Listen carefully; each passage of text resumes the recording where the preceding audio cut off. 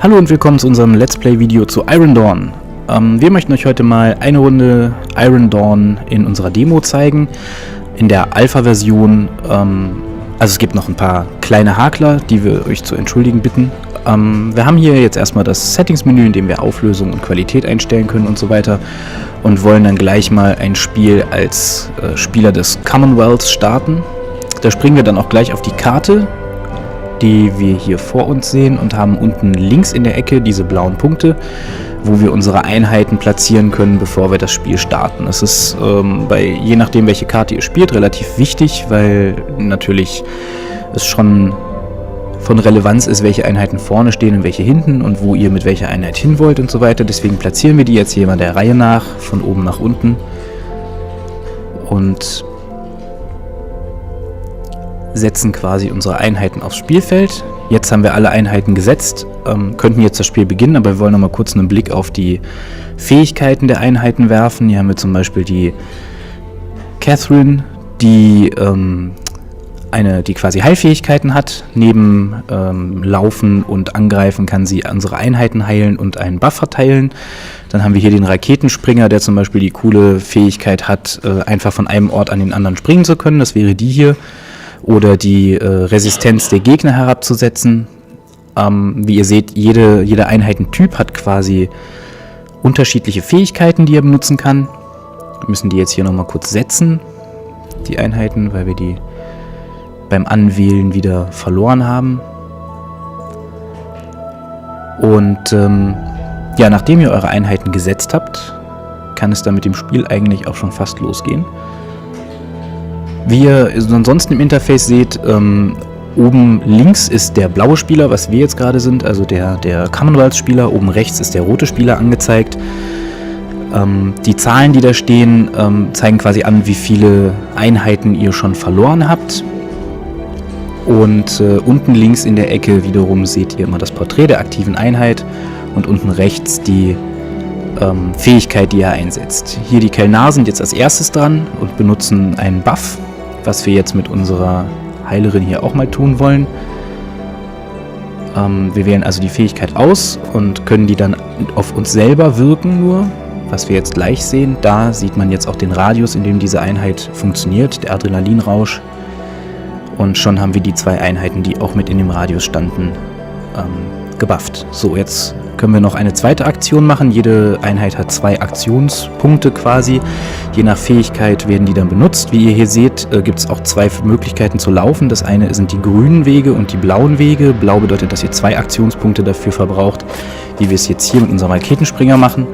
Und grün bedeutet, dass ihr lauft und danach noch die Möglichkeit habt, eine weitere Aktion auszuführen, die einen Aktionspunkt kostet. Oben in der Mitte seht ihr noch die Leiste mit der Reihenfolge, in der die Einheiten quasi im Spiel aktiviert werden. Ihr seht also, dass nicht unbedingt immer das abwechselnd ist, ein Commonwealth, ein Kelnar, ein Commonwealth, ein Kelnar, sondern dass es halt danach berechnet wird, wie viel Initiative die einzelnen Einheiten haben, sodass es auch gut sein kann, dass mal 2 oder 3 der gleichen Fraktion nacheinander dran sind. Im fertigen Spiel könnt ihr dann auch eure Teams selbst zusammenstellen, also es gibt keine vorgegebenen Einheiten quasi, sondern ihr könnt auch mit 3 Raketenspringern anstatt wie hier nur einem spielen, wie auch immer ihr wollt. So, jetzt sehen wir hier den ersten Angriff. Der Kelnar hat einen vergifteten Pfeil auf unseren Schreiter geworfen, auf den Connor. Und jetzt werden wir uns gleich mal zeigen, der hat jetzt 309 von 325 Leben. Wir haben uns jetzt mit unserer Heilerin dahinter bewegt und werden dem jetzt gleich mal wieder zu vollem Leben verhelfen. Die Leiste, die ihr unterhalb der Lebenspunkte seht, das sind quasi eure Fähigkeitenpunkte. Die Spezialfähigkeiten verbrauchen eine gewisse Anzahl davon. Und jetzt sehen wir hier mal den ersten Angriff. Unser Raketenspringer schießt auf den Zauberer der Kelnar und ist dabei auch relativ effektiv, wie wir jetzt sehen werden, weil der Zauberer der Kelnar sofort stirbt. Jetzt können wir auch schön sehen, oben links in der Ecke, das blaue Feld zeigt jetzt an, dass wir einen der Kelnar schon getötet haben, während der Kelnar noch keinen von uns getötet hat. Und in der Initiativenleiste oben ganz rechts seht ihr, dass das eine Zeichen jetzt quasi ausgegraut ist und deswegen oder mit einem Blutfleck versehen ist. Das heißt, diese Einheit ist schon gestorben. So, mit dem können wir jetzt leider nirgendwo hinlaufen, weil wir alle Laufwege versperrt haben. Unsere Heilerin steht hinter ihm und die Kisten sind ihm im Weg. Aber auch das ein schönes Feature, dass man hier die Kisten auch zerstören kann, um also diese Dinge, die im Weg stehen, quasi beseitigen kann. Jetzt ist er kaputt und jetzt seht ihr, können wir schon zumindest mal einen Schritt weiterlaufen. Was wir jetzt auch tun werden.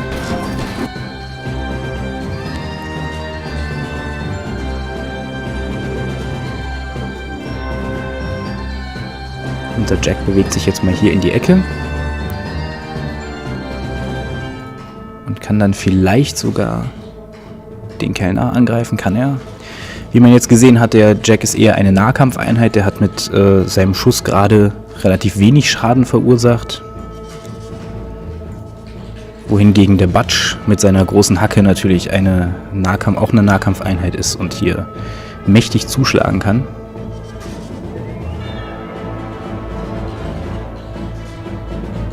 Jetzt benutzen wir hier noch eine Spezialfähigkeit. Ja, die konnten wir gerade irgendwie nicht einsetzen. Dann hauen wir einfach normal zu. Aber dem Kanal geht es schon ganz schön schlecht.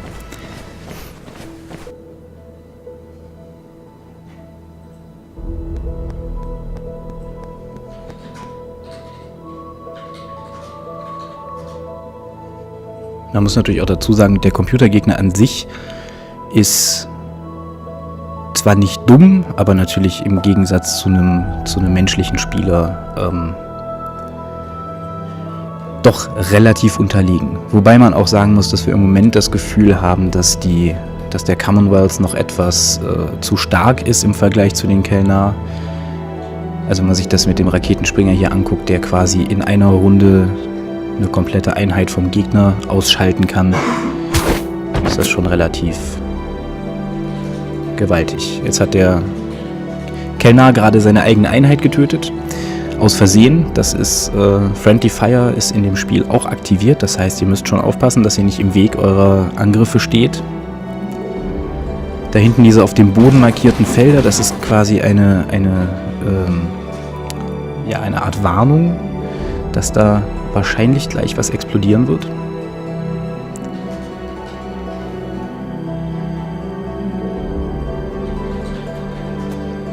Ja, da haben wir gedacht, wir könnten vielleicht durch das Fenster schießen, aber das hat so leider nicht funktioniert. Dann gehen wir halt hier hinten an die Ecke und greifen den anderen Kellner da hinten an. Auch da scheint die Ecke noch im Weg zu sein. Ja, dann werden wir jetzt wieder mit Butch zuschlagen. Stellen uns hier mal gleich neben den Magier.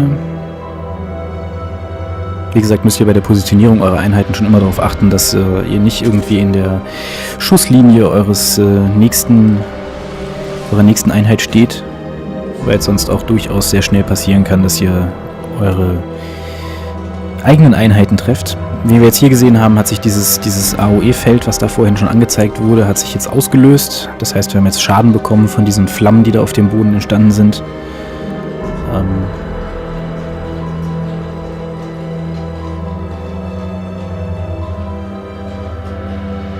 Ja, die Catherine muss jetzt auch mal zur Waffe greifen. Relativ uneffektiv, wie man natürlich gerade gesehen hat, aber da sie ja eigentlich auch eine Heilerin ist, ist das auch nicht ihre Aufgabe. Und ja, jetzt sind wir wieder mit dem Raketenspringer dran. Hier haben wir wieder auf dem Boden diese Zeichen vorgezeichnet, die uns sagen, dass da gleich irgendwann mal was in die Luft gehen wird. Ja, hier sieht man wieder, wie mächtig der Raketenspringer ist, mal die Hälfte der Lebensenergie mit einem Schuss abgezogen. Da vorne kommen wir leider nicht durch mit Connor. Da werden wir uns mal nach hier hinten begeben.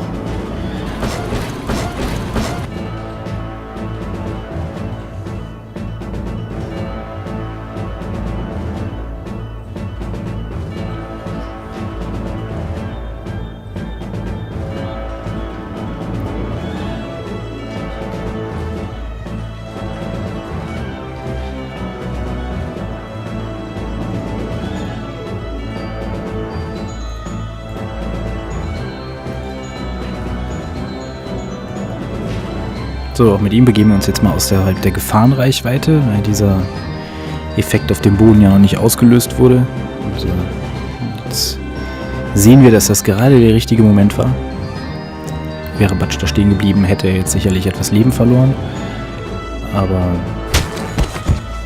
da hat es dann auch einen von uns erwischt. Jetzt könnt ihr wieder oben rechts in der Ecke sehen, dass auch der rote Spieler jetzt einen Tod quasi anerkannt bekommen hat.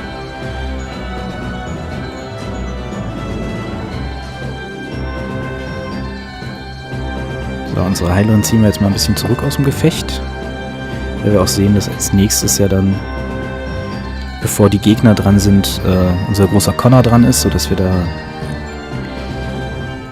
dann noch jemanden dazwischen stellen können und die Heilerin nicht irgendwie getötet wird, weil das ja schon eine recht wichtige Einheit ist. Und jetzt sehen wir hier mal eine Spezialfähigkeit vom Raketenspringer, den Raketensprung, der quasi alle Hindernisse überwinden kann und dann sogar anschließend noch einen Angriff übrig hat und damit den Kellner hier wieder besiegt. So, jetzt haben wir quasi den Weg zu unserer Heilerin komplett verdeckt und können auch wieder mit einem grandiosen Schlag den nächsten Gegner ausschalten. Jetzt ziehen wir Butch noch hinterher und das Ding ist quasi schon länger gelaufen, aber jetzt sehen wir, dass wir auf der Siegesstraße sicher sind.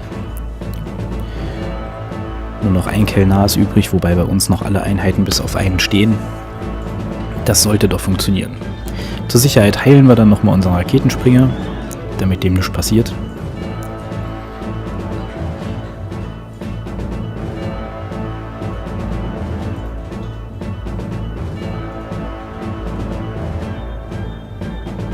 Der dann jetzt auch gleich anschließend dran ist.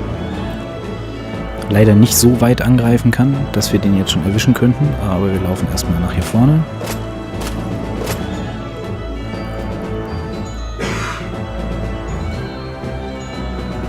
Und leider hat der Schaden nicht gereicht. 10 Lebenspunkte hat er noch. Mit Connor werden wir da jetzt wahrscheinlich an dem Hindernis nicht vorbeikommen. Deswegen machen wir es einfach kaputt. Und anschließend laufen wir noch einen Schritt nach vorne. Jetzt haben wir natürlich wieder diesen Bodeneffekt missachtet. Das heißt, unser Connor wird gleich ein bisschen Schaden bekommen. Den Butch stellen wir mal da vorne hin. Damit er in der nächsten Runde dann auch...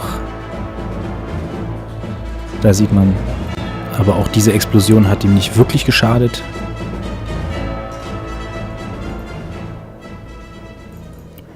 Und da wir den Sieg quasi schon in der Tasche haben, ignorieren wir jetzt einfach mal die Gefahr, die da auf uns lauert. Heilen nochmal schnell unseren Connor.